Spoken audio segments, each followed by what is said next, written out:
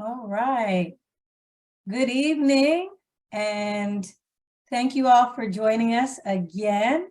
I say it every week, and it's truly an honor and privilege to be with you every week. And this evening we're right up there with it. Another great guest in store for us this evening. Excuse me. We have Patricia Ann Talley, and she is editor of Imagine Mexico.com. And she has been a real supporter and champion of Afro-Mexicans and the Afro-Mexican community for many years. And so we're going to travel to Mexico.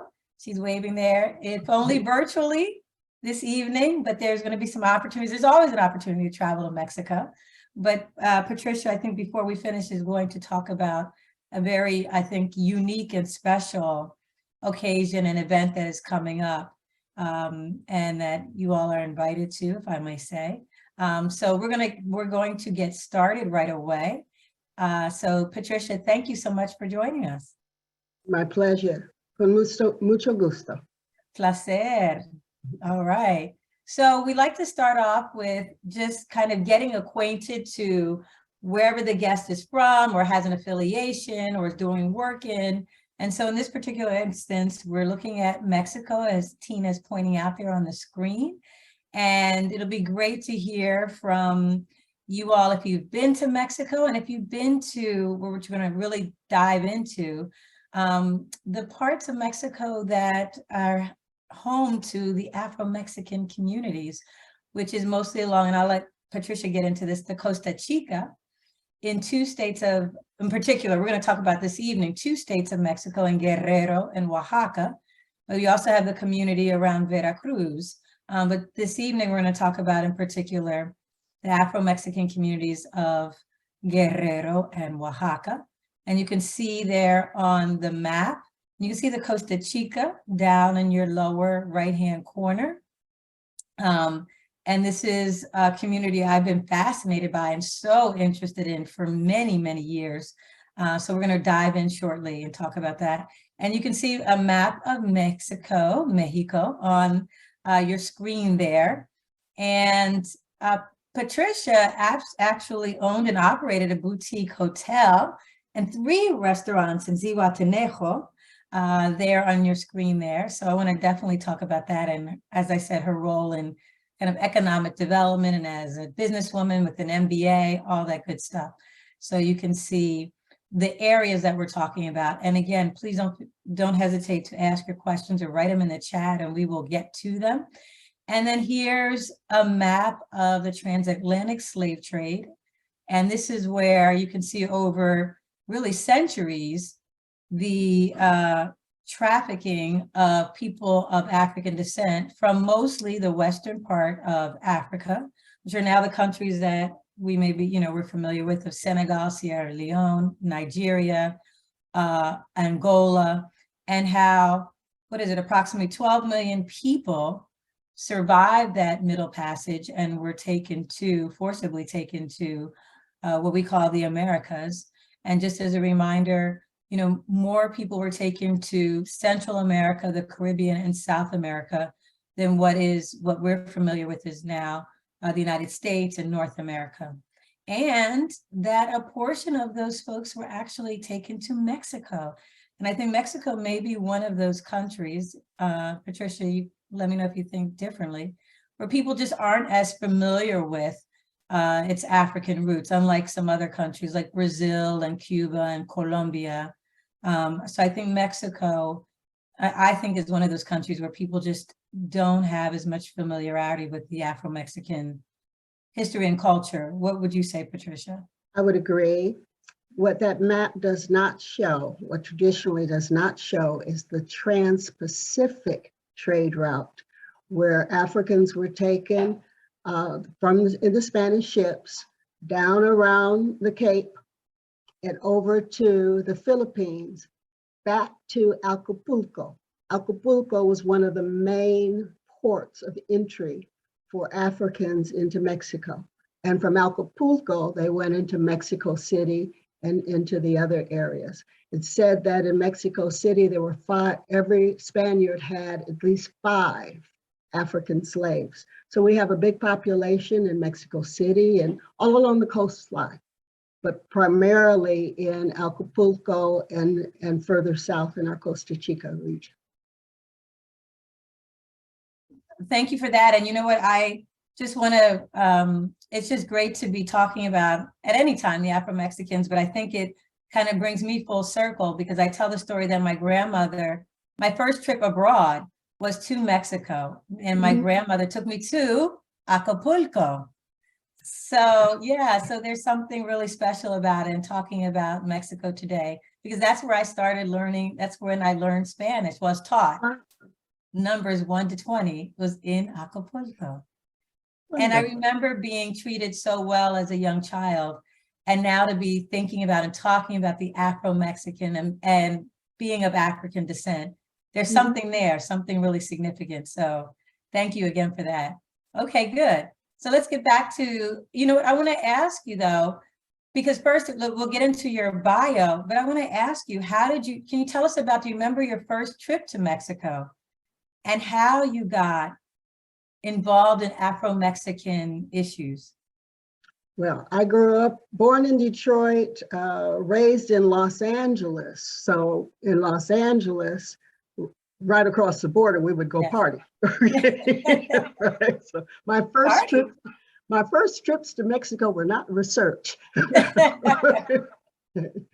I went back to University of Michigan and had a long career in corporate, and decided to go back to work on my doctorate in economic development in emerging markets. So I needed to go away to do a research project and decided to go into Mexico to do that, since I was somewhat familiar because of my California days. I've discovered that just like in the United States, the people that are on the lowest economic scale are marginalized people, and they were African descendants and indigenous. So it's not that I went down to study Afro-Mexicans, I went down to study economic models for development, and found out that led me to the Afro-Mexican community. What was your, I mean, when you initially came to the towns and the area, can you tell us, can you remember what that was like and your feelings, reactions to seeing people of African descent in Mexico? Well, like you and like everybody else, I was totally ignorant about the African presence in Mexico because we're not taught about it. Right. How would we know? Right. Right. My mother is a founder of the Dr. Martin Luther King Task Force here in Detroit, Michigan. And what they do every year is a peace activity and luncheon. And I decided to duplicate that in my work in Zihuatanejo, and had a luncheon, hosted a luncheon for International Day of Peace. And one of the hotel managers said to me, "I know a professor who is just like you."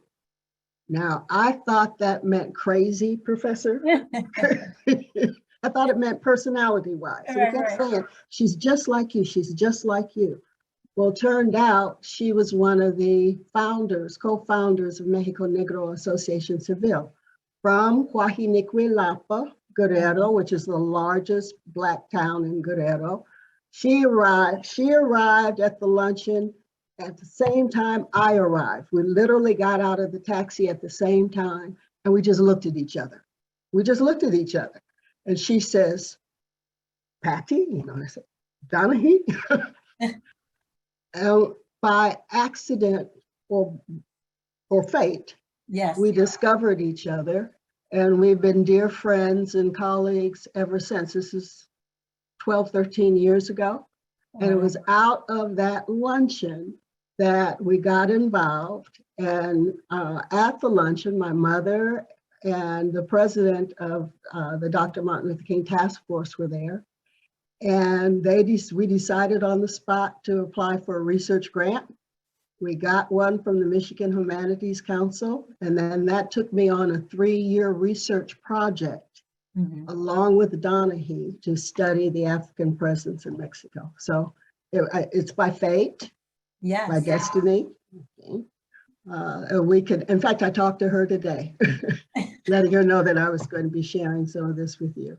Oh, wonderful.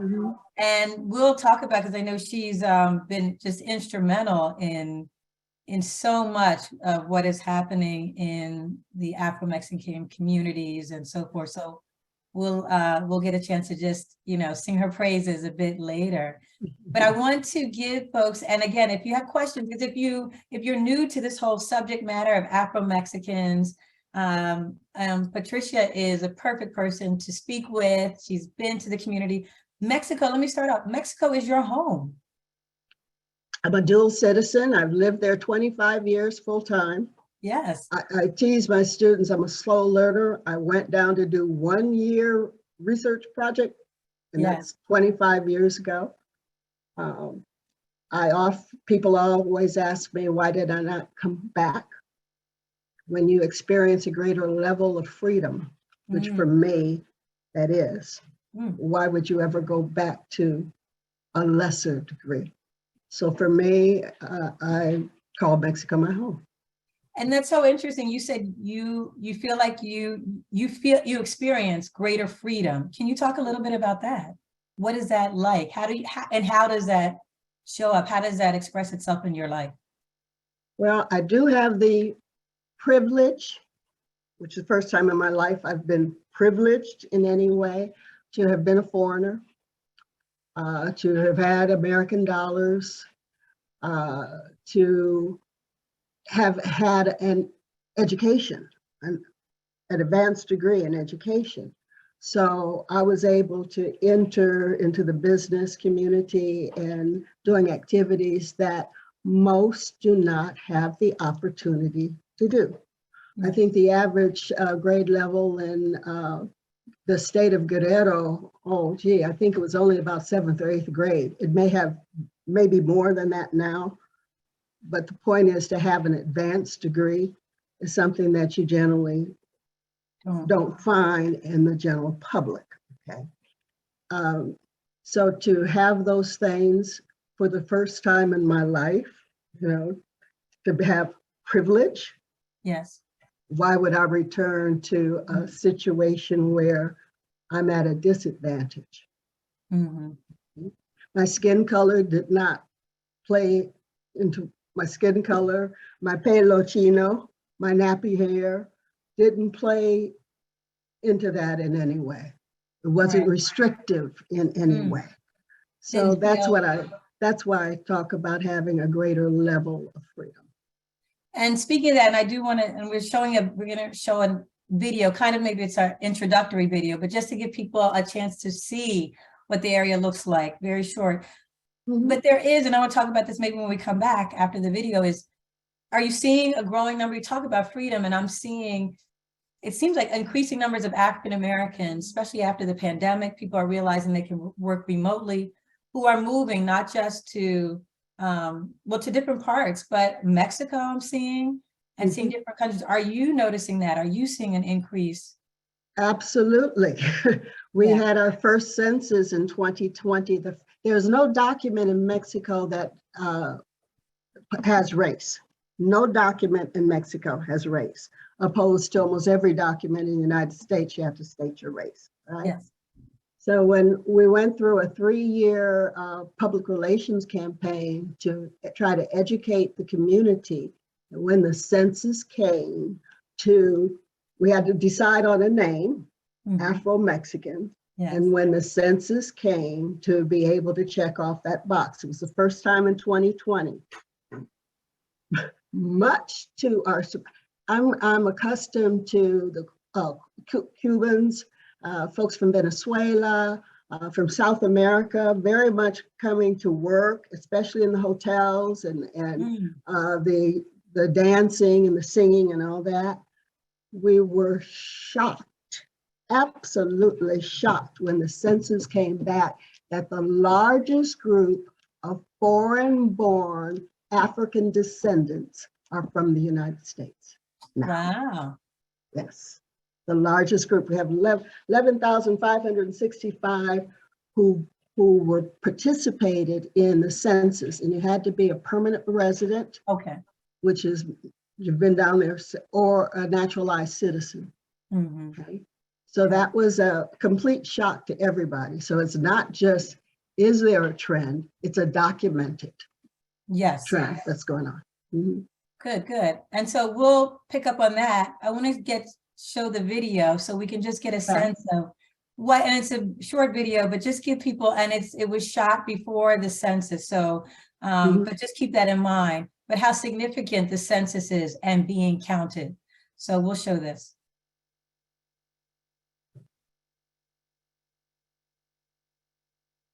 I've been getting paid $1,000 a month, if not more, just from this app on my phone. And I don't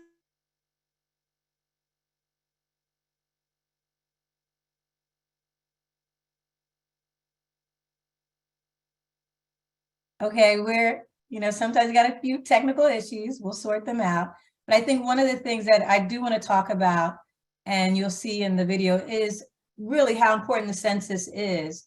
And I think we'll show this video, but I think what you were saying is was about 1 million people who counted, checked, and wanted to be 2.5 million people. How many? 2.5 million people. Amazing. Okay. And that's believed to be a vast undercount. Yeah. That's a vast undercount. Remembering that a lot of people cannot read. Right.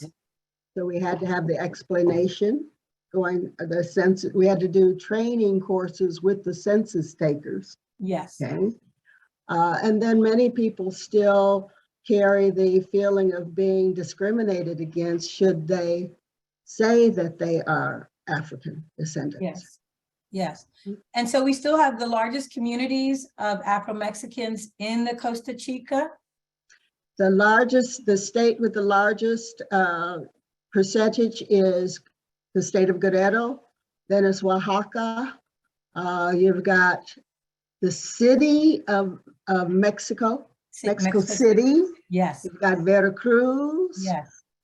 You've got surprisingly, Baja California. It's got a lot of Afro-Mexicans. You'll find them in various parts of the country, but especially again along the coastal areas because of the trade. Yes. Okay. Great. I think, are we ready with the video, Tina?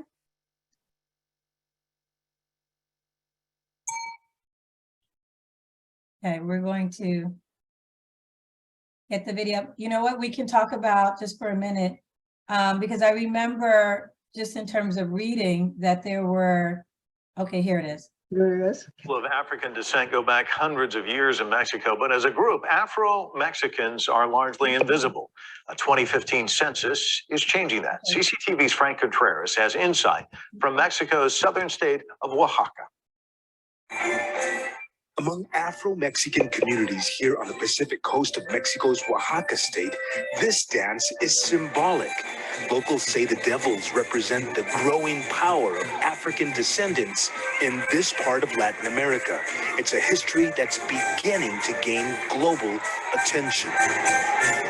The presence of Africa here in Oaxaca state is one of the lesser known aspects of the vast cultural diversity in this region, one of the most culturally diverse in all of Latin America. Last year, for the first time, the government conducted an interim census asking Mexicans, based on your culture, history, and traditions, do you consider yourself Black, meaning Afro-Mexican or Afro-descendant? And nearly 1.4 million people responded, yes. Afro-Mexican communities exist here in Oaxaca state's Costa Chica region, the neighboring state of Guerrero, and Veracruz state, among others. An Afro-Mexican leader from Pinotepa Nacional says, as a nation, Mexico is much more than just a mixture of Spanish and indigenous people. We believe that the whole world should know that in the colonial era, Mexico was an entry point for African slaves. Our ancestors were forcibly brought here under slavery. But images of African descendants in Mexico rarely appear in public. The exception is this famous comic book character, Memín Penguin, which was created in the 1940s. Nicomedes Ramirez and her cousin, Castula Silva, grew up in these impoverished coastal communities. Ramirez says over the years, politicians have worked with their electioneering promises to end poverty. They told us they would help and they would bring us basic food we were lacking. All we had to do was ask. But so far, they've done nothing for us.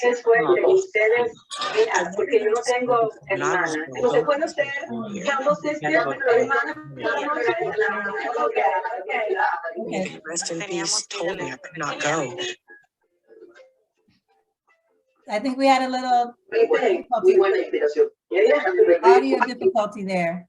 So I think what, Patricia, did So you they want were talking about the 215 pre-census.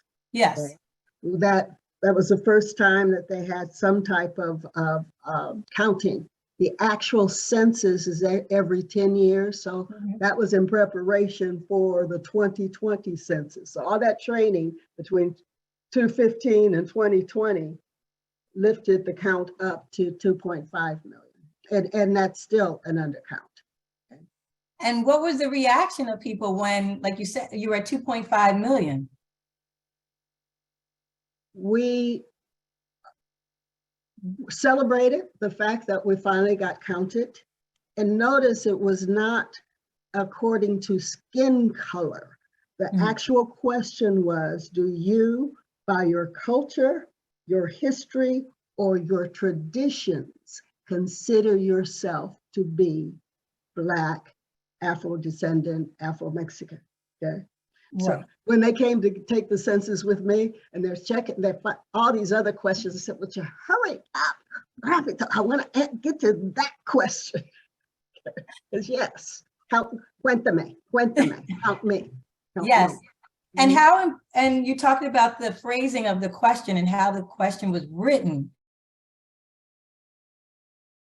How the question is phrased and written makes such a difference Such a difference. in how Absolutely. people answer and identify. Were you all, was Mexico Negro involved? Who was involved in the phrasing? Mexico Negro, as well as the Mexico Negro is one of the leading civil rights organizations in the country, but there are others. Yes. And the whole encuentro, the meeting of the Black towns of Mexico, which would be in its 25th year, okay, that was the subject of conversation for several annual meetings. You know, what are we going to call ourselves? How do we sit up and communicate to the public? Teaching people, they were holding classes. Yes. I mean, it was a whole process because in Mexico, the Spanish church allowed interracial marriage, where the United States, interracial marriage was not legal until the 60s, 1960 something. Loving, I remember. Yeah. Okay. So there's a mixture, just like there's much of a mixture in the United States, but in the United States, one drop of Black blood, you are considered Black. Correct. In Mexico, it wasn't that distinction. Mexico did not have apartheid, legal apartheid, as did the United States. The separation of the communities are more geographical, in that the Black communities, Africans, worked on the plantations, and the plantations were in the rural areas, and the cities got developed, you know, in urban areas. So you still have this separation of the communities by geography. Yes. Not by actual legal actions. Yeah. And I want to see if we can, Tina, can we go back to the video? Can we just try the end of it? And it's, again, just to give people a sense of the feel. And then, of course, asking you, Patricia, what does the Costa Chica feel like and look like? But let's see if we can just, I don't know, Tina, do we have the video, or can we show the end of it? Okay, she's just going to get that ready to go. But I do want to give people a chance to at least visually experience it. And if you have questions for Patricia, please don't hesitate, put them in the chat, because she has a wealth of knowledge about the Afro-Mexican communities in Mexico, particularly in Guerrero, Oaxaca. And it's just, I think, absolutely fascinating and so rich in history and culture. So we'll take a look at the video as soon as Tina has it up. But I think it's interesting the preparation that went into, preparing for the census. And what have you seen the benefits of that 2.5 million number? Are you starting to see that in terms of? Well, first off, yes, is the fact that because of those numbers, yes, the Mexican government took affirmative action and appointed, not elected, appointed representatives from the Afro-Mexican and indigenous communities. Indigenous are identified by their language. And before the 2020 census, the 2015 and 2020 census, Afro-Mexicans were included in the indigenous population. But when resources, just like in the United States, when federal resources start to be allocated into the communities, they were being allocated into the indigenous communities, but because the Afro-Mexican communities did not have an identity, they weren't going into those areas. Right. So first thing, the most important, in my perspective, is that we got representation in the lower house of Congress and in the Senate, appointed representatives for the Afro-Mexican community. Professor Sergio Penalosa Perez, he and Donahue went to school together in Niquilapa however many years ago. And he was president up until this past year when he got appointed to Congress. He was president of Mexico Negro. Right. Right. Mm-hmm. So now he's appointed to Congress, and their objective is identifying and bringing all of the communities together and starting to request allocations. For example, they might have a hospital built, but you go inside the hospital and there are no hospital supplies, there are no doctors and nurses. Schools, most of the communities do not have internet. So what happened during the pandemic, when it was all remote learning and your communities don't have any internet? Okay. Right. So those kinds of things. Yeah, having the census will help identify that. Absolutely. And let's take a look at just the end of the video so people can see. Yes, thank you, Tina. Grew up in these impoverished coastal communities. Ramirez says over the years, politicians have come with their election year promises to end poverty. They told us they would help and they would bring us basic things we were lacking. All we had to do was ask, but so far, they have done nothing for us. I never went to school because when I was a girl, there was no school here. We had to go to another community. And my parents, may they rest in peace, told me I could not go. So I never studied. Afro-Mexican communities are almost completely separated from the rest of Mexico, and very few outsiders ever come here for a first-hand look at their most well-known traditions, like this dance known as a chilena. Or this one, depicting a charging bull. Mexico's national constitution is the only one in Latin America that does not specifically mention the existence of citizens of African descent. Afro-Mexican authorities say they're planning to take legal action and change the constitution so that it includes them. By having no presence in the Mexican Constitution, there is no public policy that protects our rights and necessities. We, as Afro-Mexicans, like many indigenous Mexicans, live in regions of extreme marginalization. Constitutional recognition would finally give them access to medical services, educational grants, and social security benefits. For now, Afro-Mexicans, whose descendants came from places like Kenya, the Congo, and later the Caribbean, still do not enjoy these basic rights. Frank Contreras, CCTV, on the Costa Chica in Mexico's southern state of Oaxaca.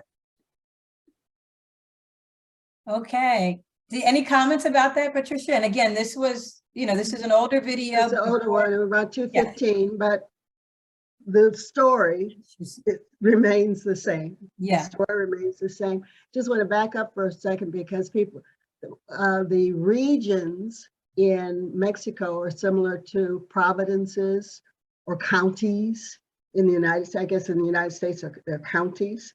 So we have 7 counties in Guerrero, and the southern part of Guerrero and the southern part of Oaxaca, as they tell me, it's the same community. When the government put in the state line, they just literally cut through the Black community, okay? Because we have people and families on both sides. And if we can pull up the map again, great. If Tina's able to do that, just to show people again what the areas look like. And also, just as a reminder, if people aren't aware, Guerrero was named after Vicente Guerrero. Guerrero. You want to tell people who he was? The first Black president in the Americas. Yes, and he was one of the early presidents of Mexico. Second president. And yes. Under his administration, he abolished slavery. And I think he was killed not long after that, if I'm not mistaken. Yes, similar to Nixon, similar to everybody else who has, right. Dr. Martin Luther King Jr., those who have fought for equal rights of people have generally not lived long. Yeah, yeah. And Guerrero was the grandson of an enslaved African in Mexico. Yes. Yeah, so. He had a mixture of African and indigenous blood. Okay? Yeah, as most people do. Absolutely. So let's talk about, we've got some questions in the chat, which I definitely want to get to. I didn't forget about you, Rashida. So I want to talk about the economic development and the projects you're working on, but I just do want to go back to your bio for a second, and we can just talk about, we were talking about how you got to Mexico, and let's talk about some of the work you were doing in terms of economic development. And then Rashida, I will please ask you to ask your question directly. But do you want to talk to us a little bit about your work in terms of, I know you have your MBA and your work in economic development, and you're a business owner, and you owned a boutique hotel, and restaurants and consulting, and done a little bit of everything. I'm called the destinations professor, Professor Patty, because anything they need in tourism, we're trying to promote and draw tourists. And if those are international tourists, then that means English. Even working with Japan, we've had representatives coming in from Japan, the common language was English. So once again, I talk about the privilege I've had because of my language skills, because of me knowing English, Spanish. Yes. And being a businesswoman, I got called into various situations. I was telling someone today when one of the hotels was bought by an American company, and the accounting department had to start developing financial statements in English. Well, who do they call? Me, because of my business background. Okay? So I had to go in with the controller and teach them how to communicate accounting terms to the corporate office. So I get involved with many types of projects like that. I initially had a boutique hotel, 3 restaurants, and after doing that for about 15, 16 years, decided to, as I got older, we sold all those things off and started doing just consulting work and teaching. Good, and that I think leads me to Rashida. Are you there? Good evening, Kim. Good evening, Patricia. Hello. I wanted to know what you see as some of the best prospects in terms of economic development for the Afro-Mexican community. Thank you, Rashida. Tourism. Okay. We have land. My collaborator, Donahue Mendez-Taylor, has done a complete economic development plan in the Costa Chica area to start developing tourism, hotels, tourist attractions. But we want to do it in a way that is beneficial for the community. I literally had Apple Vacation approach me at one time, and they wanted to get, no, it's not going to be an Apple Vacation thing. We want it to benefit for the community. Now that's a long-term project. Short-term is trying to assist them in selling products, arts, craft work, all kinds of oils and things that they make with their hands and don't have a means of distribution, don't have a means of publicity, promotion, don't have a means of finance, collecting money, ordering. So that's the project that I've been working on for the last 2-3 years, is trying to set up a system for them to literally sell their products internationally. Thank you.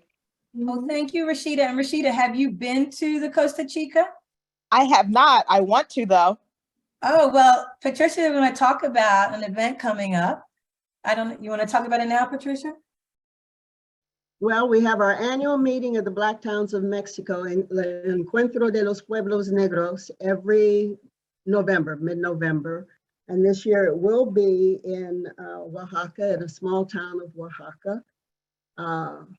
I will be conducting, this is my conversation with Donahue today, is that the small town does not have internet. Can you please mute your line, please? No problem. Thank you.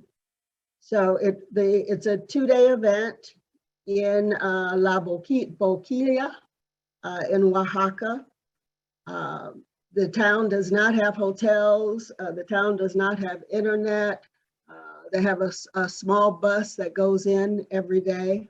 So we're going to stay in Puerto Escondido, which is a larger city and a tourist town. And I'm going to conduct an international seminar following the Encuentro, so that English speakers and those folks that cannot attend will at least be able to be involved in some way. So we're going to, after the Encuentro, go back to Puerto Escondido and host an activity there for our international community. It's fabulous. And so this is really a wonderful opportunity for people. If you haven't experienced, if you haven't been to the Costa Chica, if you haven't experienced and you're interested in learning more about Afro-Mexican history and culture and meeting so many wonderful people, I think a fabulous opportunity to go and visit and get to know the people and learn and just, I think, soak up, the culture. And Patricia here has been, going back and forth, and this is home. Mexico is home. Patricia said this is home. To really get to know and start to get to know the town and the area. So you want to talk a little bit about Imagine Mexico, your website? Again, starting an English language communication, which it started off with me doing it just in Fort Ixtapas and Guatemala because they had no English language communications. And then it kind of grew over the years. This is 12 years. I'm editor, founder, own it. Yeah. That's important, own it. Yes. And so over the years, it's expanded to, with a travel section that has various locations, a page for various locations. And of course, one of those locations that I put in the magazine is the Black Towns of Mexico. So the research and things that we did got written up in English and put in the magazine, along with art, music, and again, that has an influence of the Afro-Mexican as well as indigenous. I just, this last publication we did indigenous hip hop. I was blown away, okay. And we do the dance of the devil. which Yes. incidentally is just like the fraternity stepping. I It's saw, the yes, it's the same route. Okay? yes. People ask me, Professor Patty, how do you know how to do these dances? Mhm. Because it's tap dancing, it's Yes. stepping, it's the same culture. Yeah. So immediately, it's the connection. Immediately, it's the connection. And here's, you can see here on the screen, the site, and people can take a look. And I think when they have a chance, really at your leisure, is to really dig into Imagine Mexico, because there's just a wealth of information. You got the hotels, restaurants, history and traditions. And See the so, Black Towns of Mexico under yes, travel? Okay. yes. And supporting the Black towns, which I think is just so important. So here you are, you have this, have a look at the site there. And I think at your leisure, really check it out. So if there's anyone, if you're really thinking about, or you want to know more about Encuentro de los Pueblos Negros, I think Patricia, I'm guessing, wouldn't mind if people reach out to you and contact you for additional information. I will publish the schedule, Great. as I always do every year.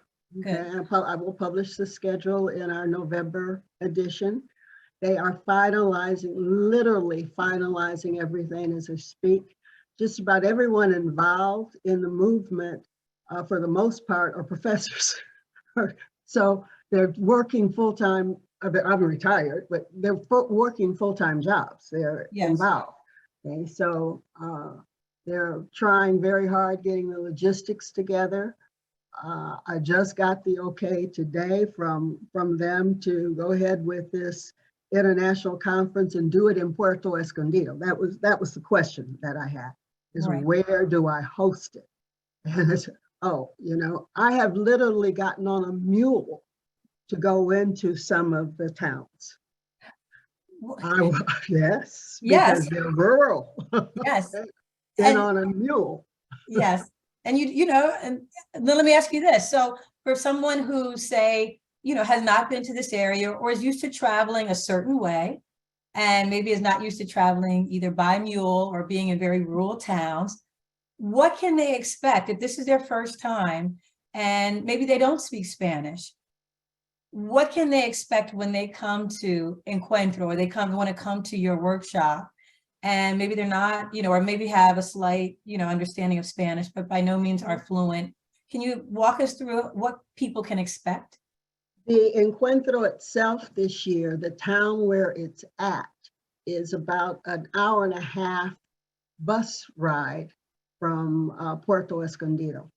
It's going to be very difficult for many people to get to, especially when they don't speak Spanish. I'm not a travel agent and I won't be guiding them, okay? So that's why Puerto Escondido is a bigger city, okay? And has hotels and restaurants and all that. And that's why we decided to have the international conference there, so that people would feel more comfortable.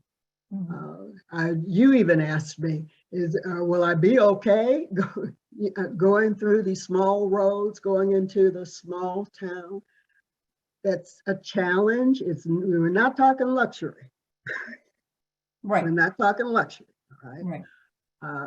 So again, we're trying to accommodate people by bringing some of after the Encuentro, because we're figuring a lot of international people will not feel comfortable because of the smallness of where it is. But at least to bring some of that back to Puerto Escondido so we can have some type of interaction, and for it to also be in English. Yes. Because that's the other challenge, the language challenge. Right. And just asking you, because, you know, people, you know, the news can be very, you know, a lot of sensationalism. And so traveling to Mexico in the last couple of years, you know, we just hear these stories.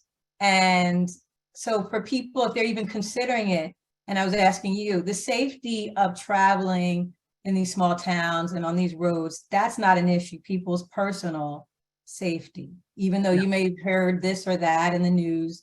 but in general, traveling from Puerto Escondido to the towns in Encuentro, if you want to go, traveling from Puerto to these towns is not a safe, there's no safety issue. It's the point, the challenge is though, it might be one small bus, Right. like a Volkswagen bus that Yeah. leaves once a day Yeah. to get there. Okay? But that's the stuff you remember. Mm-hmm. But so that's the challenge. And for Yeah. folks who don't know the language, they're generally pretty leery of those things. If I did an analysis one year between the crime rate in Mexico and the crime rate in the United States, excuse me. Yeah, yeah. Say no more. Right. We get it. You get it? But just to make people feel comfortable that there's But yes, you do have some, in some areas, you do have some of the bandits, you do have those kinds of activities. When they set up these kinds of meetings, they usually have guards that will assist. Last time when we were in, let's see, 2018 was in Nacimiento, that was right under the state of Texas. And then it was Mexico City, and then Acapulco, and now this year in Oaxaca. We had it in larger cities the last few years. So this is going to be a challenging year because of the smallness of the area. Okay, so smallness of the area, largeness, bigness of the people, their spirit. I have no doubt. The culture and history is big. oh, absolutely. Yeah. Love And it. so if you have questions about the Afro-Mexicans, we're going to get back to your presentation, Patricia, because you still have so much that you've done. So we're going to show that on the screen. But I know Mr. Brown, Ellis Brown, had questions about. Oh, hi, Ellis Brown. And I want to thank Ellis because he introduced me to Patricia, and I so appreciate it. So Ellis, if you're on, would you like to and tell us about where you live? I am on. Unfortunately, I'm outside, so please forgive the background noise. We don't hear, I don't hear a thing. Okay, good. I am in Oaxaca de Juarez. It is the capital city of the state of Oaxaca. Right now, it's about a 6-hour drive down to Puerto Escondido, but hopefully this next month, November, they will open up the highway, which will cut that drive in half. Nice. I retired from Morgan State University, and I have been here for, maybe 3 or 4 months now. This is home for me. And the question that I had is that I didn't want to get confused between the encuentro that's going to happen in the small village and then Patricia's session that's going to happen in Puerto Escondido. So I would appreciate if she could just kind of elaborate on what are the dates for each of those. Thank The you. encuentro, and hi, Ellis. The encuentro is November 18th and 19th, and then I'm going to have the conference on the 20th. So that people who need to travel back to work can get out of there either Sunday night, 18th, 19th is Friday, Saturday. The conference on Sunday, and then people can get out of there Sunday night, Monday morning. Or you can stay around a little longer. Or I've got some folks that want to come down and just have a vacation in Puerto Escondido and continue. That's right. Good. Okay, good. So thank you again, Ellis. And if there are any more questions, we've got about 10 more minutes, and let's get back to the presentation. So, you know, you were talking earlier about, well, who is Afro-Mexican? And I love that picture. But I love that. It's so beautiful. And let's talk about, because you were talking about just coming up with deciding on the names and so forth for the census and how you different regional names. So can you talk a little bit about, you know, the names that Moreno and Afro-Mexican and so forth? It goes back to the caste system that was in Mexico. Okay, and we had about 18 different classifications. That's a picture of the caste system. And many people still identify themselves by their caste name. Okay? So we had, for instance, Donahue's husband grew up in the same village, and one day I was telling him how proud we were of Afro-Mexicans, and he tells me, I'm not Afro-Mexican, I'm Lobo. Because that was his caste name that had passed down from centuries. Okay? So we've got about 30 different class of names, regional names, people call. So that was part of the background behind training everybody to come up with identify themselves as, quote, Afro-Mexican or African descendants. And does he now use the term, or does he?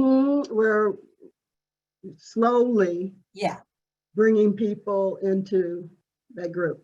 And that's the book that you see right there was written by Susan Harp, who's one of our senators, Afro-Mexican senators. Nice. And she did a research project identifying all the different subgroups. Yes.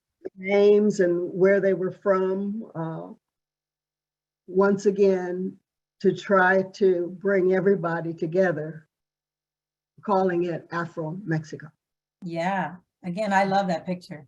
And so, because that's almost, I want to go to the caste system, the picture 1 second. Thank you, Tina. But it's almost, it seems, generational work where over time, you may have in the next generation where everyone's using the same terminology or calling themselves Afro-Mexican, but that takes time to part of the educational awareness and all the work that you're doing. And remember, everybody, it's a situation of time. Yes. Geography. Yes. Language and culture. So I had an African-American woman say, why do they call themselves Afro-Mexicans? Afro's a hairstyle. Well, Afro's a hairstyle in your language, in your time, okay? But in this time, in this geography, that was the common name that they came up with to try to pull everybody together. Yes. So we have to respect that culture. Absolutely. Okay. And in the United States, I mean, people of, let's say, African descent went through being, I mean, my grandmother used to say colored. Right. I remember that. So, we used to be Negro. Yeah, exactly. So, there was a progression of what do you call yourself? Yes. Yeah. Yeah. But our nationality is American. I've never filled out any type of immigration or passport that had nationality African American. Yeah. It's American. So our nationality is Mexican, but our ethnicity is Afro-Mexican. Well, thank you. And then we'll go to some of the artwork, because you and I were talking before about the artwork. And if people are, lovers of art or want to get and know more about the area's artist, I mean, here's a look at one of the painters here. Do you want to say anything about this one? Well, because it's such a special painting.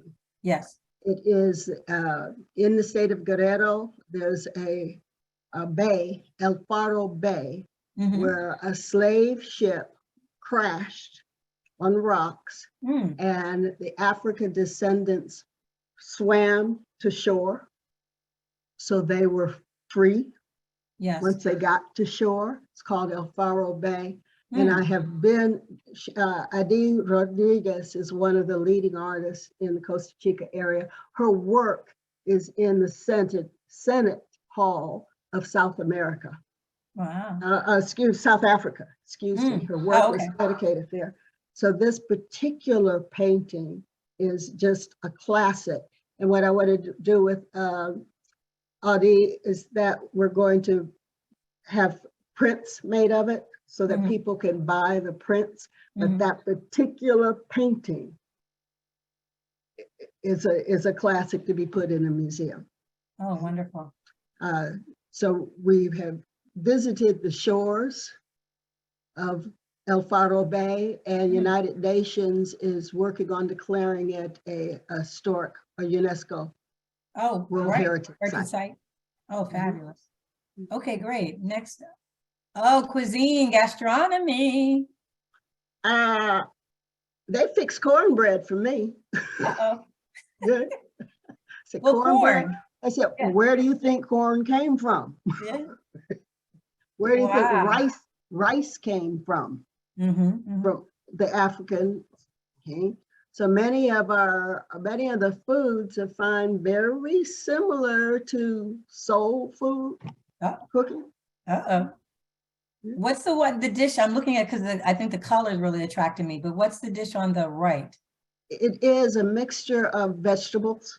There's corn, you see zucchini, Yes. there's probably green beans, tomatoes. So it's many still cook over open stoves. Nice.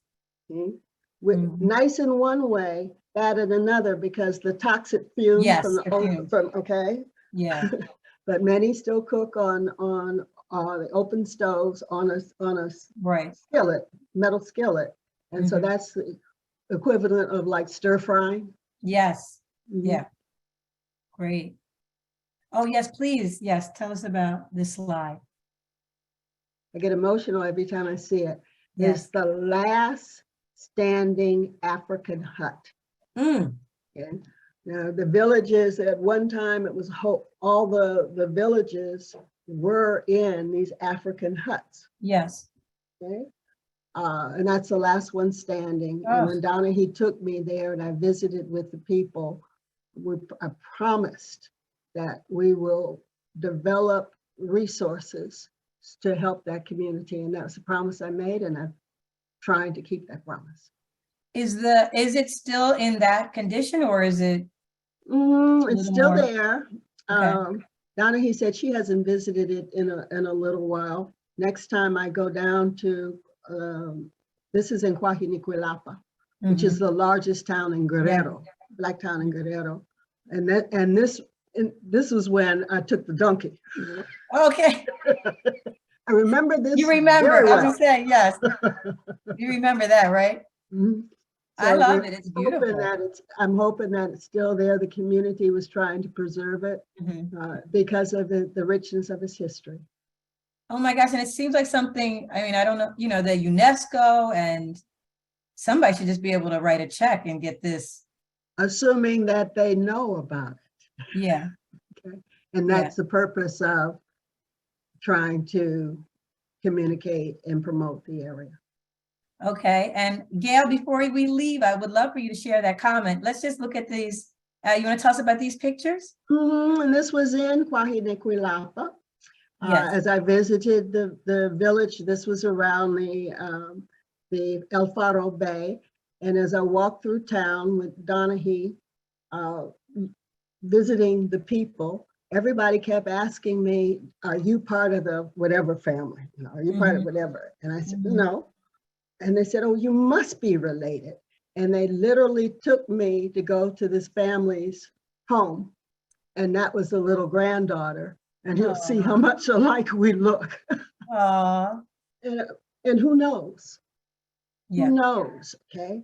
Families were separated on the boats and going to different places. I took these photos. The folks that were there and talking to me and me trying to be as respectful as I could be to share my culture with them, their culture with me. We actually did a complete interchange where I stayed down with Donahue's family in Coahuila, and she came to Southfield, Michigan and stayed with my mother and father. Nice. So that we began to learn each other's cultures. Oh, nice. I mean, but that's what I don't know. I think these exchanges and these opportunities do is just give you so many possibilities to learn about other people and, like you said, an exchange and exchange. And that's the dance of the devil. Yes. Do you want to explain that a little bit? It's this is part of the Day of the Dead celebration that is in the beginning of November. It starts October 31st, where we pay tribute to children who have died. And the first and second is commemoration, remembering the adults who have died. So they look at death in a different way. It's a transition, it's a passing. So they want to reconnect with their ancestors or dead ones. And part of that celebration is the dance of the devils. And make the mask out of goat horns and horsehair. Yes. And if I don't know if she has the picture because I dance with them too. It's just like the step dancing of the fraternities and fraternities. sororities. Yeah. So because it comes from having been chained from ankles and having to move in sync. So you'll find that across in the Black communities here. And in fact, I did a program one time and had the Omega Psi-Phis on one side and devil dancers on the other. But you know, a great way to show it, right? Hey, I dance with the devil. It's something that traditionally only men could participate in the dance, but because so many men have left the small towns going into the city to find work, that they've now opened it up to females. So we do have females that participate, but I was very honored that they asked me to dance with them. And I guess I just put in a little plug here. I am a Delta, so. Hey. Thank you, Jeffrey. But so you know what, in the final minutes, Gail had a nice comment. Gail, would you mind sharing it? Is Gail still on? Hi, definitely, I wouldn't mind at all. I am very impressed because, I mean, I've heard about Afro-Mexicans, and I kind of figured, yes, many of us were transported there, but and now learning about Oaxaca is very just informative for me because I'd seen it in travel or people traveling there, but had no idea what was behind all of that. So I hope this was helpful for you. Yes. Might you be going at some point, you think? Who knows? Good, good. Well, it's great to hear. And thank you, Gail. I think Kim, if Kim's still on, would you mind sharing your comment? Hi, Kim. Oh, you're muted. There we go. Hi, hello, how's everyone tonight? Hello. Awesome. Thank you so much. I really enjoyed the wealth of information. Even though I was aware of Afro-Mexicans, I have never been to the region. So I'm really looking forward to going because my trips have been Cancun, Cozumel, you know, all the touristy places, but I need to get deep into the region. And you know, I have no excuse, right? No hay excusa para mí. Oh, mira, qué bien hablas. Sí. So thank you so even much. if you go to Acapulco. Really? Oh, because again, that was a major port. Yes. Okay? So when I go to Acapulco, you see the brothers, you know, how they be walking, you know, how they stride. Oh. You know, all of mama That's a girls trip. I said, is he saying, hey mama to me? All of mama see. Acapulco, Zihuatanejo, Hernandez Cortez's brother. Remember, Cortez came in thinking that he was going to China, but you know, his brother left from the port of Zihuatanejo and finished the trip to the Philippines. So, that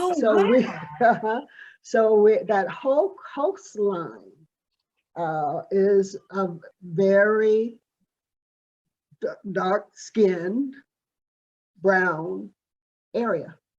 Love it. Interesting. This is great. Thank you so much for sharing your information. And I'm really going to dig deep into your website. With pleasure. Thank you so much, Kim. So you know what, we are at the hour, Patricia. One final question, Kim. Oh, what's that? One final question. Oh yeah, we have a question here, Patricia. This is my dad. Yeah. Oh, hi, Dad. Talley. Yeah. Good to see you, and we're delighted to have you. It was Thank very you. informative. My question is, has DNA been used to trace the origins more specifically of those who are of African descent in locations in Africa? No, we continue to have debate about the Olmec heads, those big giant heads that you see.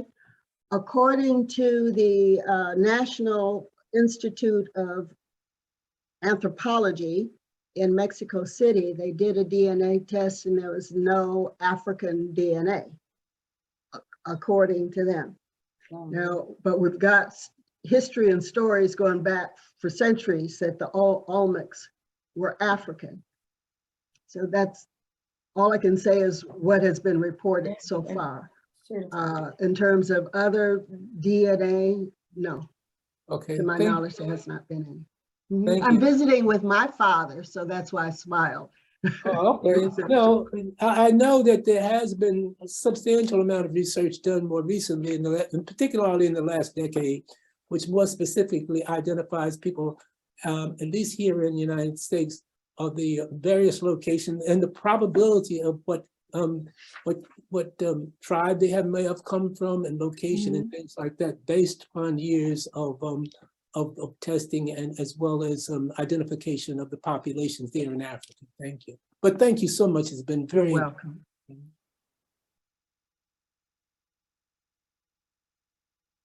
So Patricia, I just want to give you that one, you want to just say in these last final minutes, just to wrap up, remind people again about your workshop and how they can get in contact with you. I think Tina has your information in the chat. And you want to talk about, again, yes, about your workshop? We're going to have it, the Encuentro is 18th and 19th, and we just decided today to have this workshop on the 20th. So that which is a Sunday, and we're going following the Encuentro. We're going to have it in Puerto Escondido. We just decided that today. So that will be in English, and I've invited Donahue will come, Barbara Selden, who's president of the Dr. Martin Luther King Task Force, and that was where we got through them is where we got the research grant. Dr. Talia Whitman Cisneros, who did her doctorate work in the art community. Makeda Cheatham, who's out of San Diego. Our exhibit, we have a 40-foot exhibit on Afro-Mexicans in her cultural center. She's coming. And my princess, Donahue's daughter, my baby, my niece, Donahue Sophia, who is a scout, who will also make a presentation because we're preparing the leaders of the future. Oh, nice. And that's a great, maybe that's the best way to wrap up all of this evening, because we can't in an hour talk about just the wealth of talent, intellect, culture, history, richness in the community. But I think a wonderful way to end it is with knowing that our future and the future of the communities is in great hands. Great hands. Yes. So thank you for all the work that you've done with your hands, with your brain, with your talent. Yes. And I so appreciate it. I thank you all for joining us this evening and taking this trip to, in particular, the Costa Chica, and just exploring a little bit more about Mexico's rich African history. So next week, we will have with us, we're going to go to Brazil, again, virtually, and to Salvador, which I love and adore, and with Diane, and she is co-founder of a restaurant in Salvador. Salvador, if you're not aware, is really Brazil's capital of Afro-Brazilian culture. And Diane and 3 other friends of hers, Afro-Brazilians, founded a restaurant. And so the restaurant has gotten a lot of acclaim. And Diane is also considered, I've seen, one of the best bartender in Salvador. So we might mix a few drinks, have a nice time, and get to know a little bit more about Diane, the restaurant, and Salvador. So come ready, drink in hand, that is allowed. And we will see you next week. Please spread the word. Hope to see you all, and maybe you'll see Patricia in the Costa Chica next month. Thank you so much, Patricia. Un gusto. Placer. All right, everybody, good night. Spread the word. Good night, Kim. Gail. Hey, Jeffrey. Good night. Buenas noches. Buenas night. noches. Thank you. Janine, hi. Rashida, thank you so much. Jeffrey, keep riding the bike. Hi, Alvin. Thank you all. If I Good missed night. you, Good night. this is Jessica trying to see you on the screen here. Have a wonderful evening. See you all next week. And thank you, Tina, as always. Take care, Kim. Have a great week. Thank you. See you next week, everybody. I enjoyed it. Kim, I'm here in Indianapolis, and it's like I'm in the middle of the Midwest, and you're just keeping me in touch with the rest of the world, you know, and I really appreciate this. Oh my gosh. Next week. Jeffrey, well, it's our pleasure. We're so glad you joined us. We miss you when you're not with us. I missed last week. I don't know what I was doing. I came in, it was 6:45, so I said I would be here on time this week. I'll see you next week. How you doing, Tina? Take care, Miss Patricia. And how you doing, Mr. Lewis? Is he still on? Oh, he must be, but oh, thank you so much, Jeffrey. Big hug. Take care. Oh, thank you. Good night. Good night. All right, see you Night later. all. Thank you, Patricia. I'll be in touch soon. Okay. Thank you. How was that for you? Story. That was so wonderful. Bye-bye now. Okay, good night. Tell hello to your parents. Your mom can start cooking now. She has a sign, I'm hungry. Oh. Goodbye, everybody. Thanks so much. Okay. Tina, thank you so much again. You are welcome. Well, we were up to, I think at one point, 17, 18. I think so. Yeah. Awesome. Yeah. They kept coming in. So you know what? Yes. So you know what? At least now you've got Diane's information. Yes. And I'll try and I have share to some more things. I think you said we needed a Portuguese translator, and I think I asked about price, or because I know we had the people from the PIM, but I know their quote was $125 for minimum 2 hours. So I don't know who else we should try. I can ask what's his name? What was his name? Isidora's friend? Leandro, that's it. Leandro. I can ask him. I haven't heard from him. I can see if he's available. I don't know. Were you able to get him all his money and all of that stuff? Oh, okay, good. Then he's good. So I can try him, see if he's available for next week. okay, if he's not, let me know. Yeah. Because I would like to see if this time, since we actually have a week now, we know who the guest is. Right. See if we can, because I think we can play off the drink thing. You know, she's restaurant, food. Yeah, I saw some of her pictures on her Instagram page, and she has a lot of pictures of drinks, so they're pretty. So she must make a lot of pretty, they obviously are good too, but a lot of pretty drinks. Yeah, and in that article, I'll have to send you an article to say, you know what, because you could share the article. That's how I read about her, found out about her. Okay. She's considered the best bartender in Salvador. Ah, nice. So we should, on social media, use drink in that. hand, or, I can take a picture of me with it, whatever. But we should really try and do a little more with, and I know it's just because of time, we just for the other ones. Right. But I think I like to play up the whole food drink thing. Okay. And you know what, maybe for Northeastern, because they did it, well, whatever it was, we'll just ask her to share on her social. Okay. But I think Patricia went well. You did a great job putting the. Sorry about the video. Oh my goodness. I thought it was because it was on pause too long, but I think what happened is my toolbar was in the same place with the pause button. And so as I was trying to hit the pause button, I think I hit the forward button. So it went to the next video, which then showed a commercial. I was like, wow. So I had to put my toolbar back at the top so that it wasn't competing for where I was pressing the button. So my bad on that. No, it's okay. And I just want people to see, just anyway. But, and then I changed it throughout. I changed the security so people couldn't unmute themselves because they were unmuting themselves. And that's what that background noise was. Somebody's, I think Alvin's phone kept going off of mute, and somebody else's phone wasn't on mute. So that was mixing up with the video. And I was like, I got to stop the video in order to press mute for them. And, so That's fine. But But one of them I heard you said, I think it was Vicky. I heard my voice. So she was playing something of, it was me.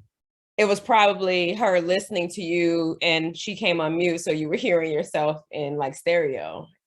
Like, Okay, I thought it was an older, I thought it was something else. But anyway, whatever. okay, It was me for okay. sure. I was like, Okay. Why am I hearing myself? Yeah, but anyway. Okay. Sounds good. I am going to work on this RFP thing right now. Okay, thank you. She sent me an example of, and I'm glad she did because I totally wasn't doing it that way. So I'm glad that she sent it. So So it wasn't the collaborator. It wasn't about necessary, like I wasn't sure exactly what she wanted there, but the way it was set up, it was like click here, but then it was something on the other side, like there's a whole paragraph. So I was like, oh, I need to really look at her sample to figure out what text is going with what. So it was more detailed than the template looked like. So it was a full mixed page for everything. So yeah. Okay. But I work on that right now. Okay, good. And they want 5, right? Yeah. But just call me if you have any problems and do what you Okay. can. I already told them we're a small firm. We can't, Right. turn Okay. around as soon as we can. Okay. Sounds So good. don't feel like you have to finish it all tonight. Okay. All right. Sounds good. All right. Thanks so much. You're welcome. Talk to you soon. Okay. Bye-bye. All right. Bye.